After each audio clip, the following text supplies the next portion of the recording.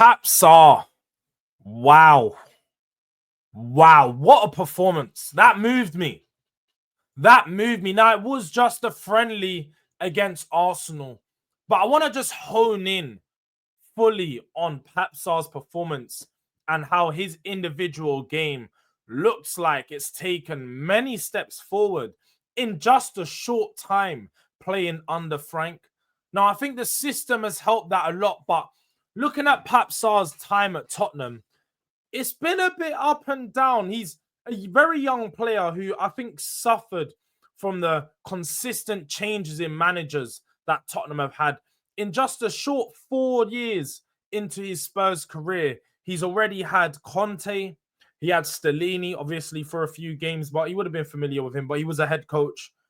Mason and Ange. So in 4 years, he's had 4 different managers that he's had to work under, and 4 different managers. Let's say 3 different managers in particular that play very different styles, and he was used in different ways for each and every one. So I feel you could say Frank's now his 5th manager. Sorry, just to confirm, Frank is now his 5th manager.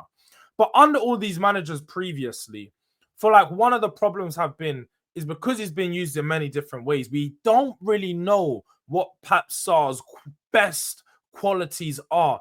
Under Ange, he was an absolute dog, a relentless presser. People started calling him Mo Salah because, or I should say Mo Sarah, because man was just doing up kilometers, fam.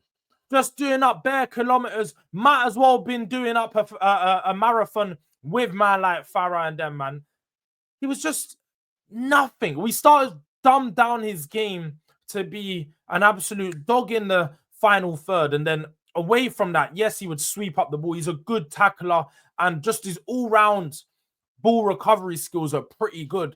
But because of the lack of the system in the midfield, he just got exposed. He got exposed, and I would say the last season, I started to lose some faith whether this would be the player that many people thought he would be. When we sort of originally signed him, he looked like a Yaya Toure regen. That's the quotes and the names that this guy was getting. We're getting the rebuild of Patrick Vieira, the next best player to come out of France in central midfield. And obviously, they always gas up these young players. So watching him, you could tell he wasn't of that quality. But the archetype, he had some of those similar abilities, the ability to carry with the ball and drive with it and just cover ground like no other. Use those long strides to eat up ground. And he does that well defensively, but also when he's carrying the ball. And in that game against Arsenal, we just saw him use every one of his strengths and just look so settled and organized in that midfield.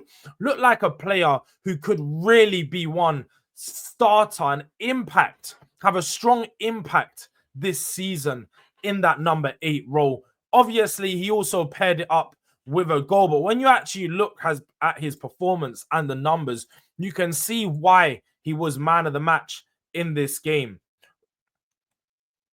Just looking here, it's quite clear to see when you look into the numbers, his heat map, you can see this guy was absolutely everywhere. He was everywhere, all over the pitch. In that final third, where we were attacking them in that first game, in that first half. In the second half, we were a lot more defensive. So you tend to see that middle area pick up a lot more heat. But when you look closer into the numbers, he had a few shots, 3 shots in particular, and the one he did score was from the halfway line. An absolute peach of a cross at that. And for him to just notice Raya was off his line and to take that chance, you've got to have the balls. You've got to have the cojones to do that. But again, 38 touch. You see 21, only missed 1 pass in that whole game. 2 long balls, and the one pass that he did miss was a long pass. It wasn't like it was a short one. Dribble attempted, 1. He wasn't successful with that one because he ended up driving past quite a few players. And then when he gave the ball away was when he ended up to do a pass. And it was a pretty lackluster pass. So the dribble wasn't successful in that sense. But ground duels, he won 7 out of 10. Aerial duels, he won both of them. Only lost possession 2 times across the 85 minutes played. Was fouled 2 times himself. Had 4 clearances and made 5 tackles. So he was doing dog work forward, at the back, at the front, and he was all over the pitch. I think Pape Sarr could be a player who, I said it today on my live stream, we may not need the Morgan Gibbs White signing. Now, I know we need someone who can progress the ball. I think watching that game, one of the only things that we were missing in the midfield is somebody who can naturally break the line with their passing. So we'll probably need that type of player regardless.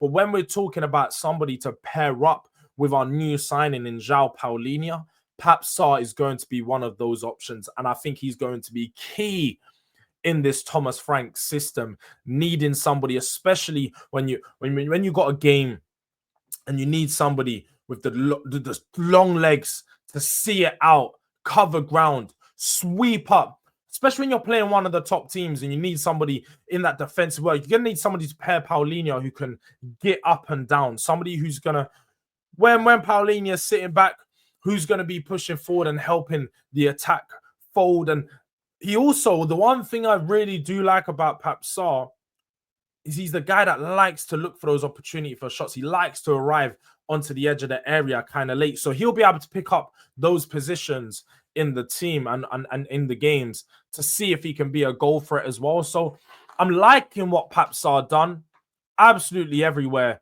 on the pitch against Arsenal, was putting in the dog work.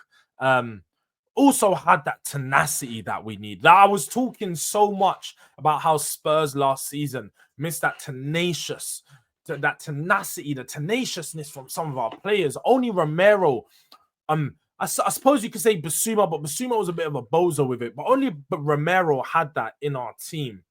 A player that would just go out there and clatter someone. And I know it was annoying sometimes. It was definitely annoying sometimes. You know, it'll be late on in a game and Romero clatter someone. But Pape Sarr, he was out there taking no prisoners. They say it was a friendly, and yes, it was a friendly of some sorts, but it was very competitive. A lot of challenges were flying in. He was putting in tackles all over the place. And yeah, there might have been a leg or two or a stud or two left in there as well, because guess what? It's Arsenal. And he bleeds white. He's a proper lily white, that one. So Pape Sarr, I'm looking forward to seeing more of his performances this season.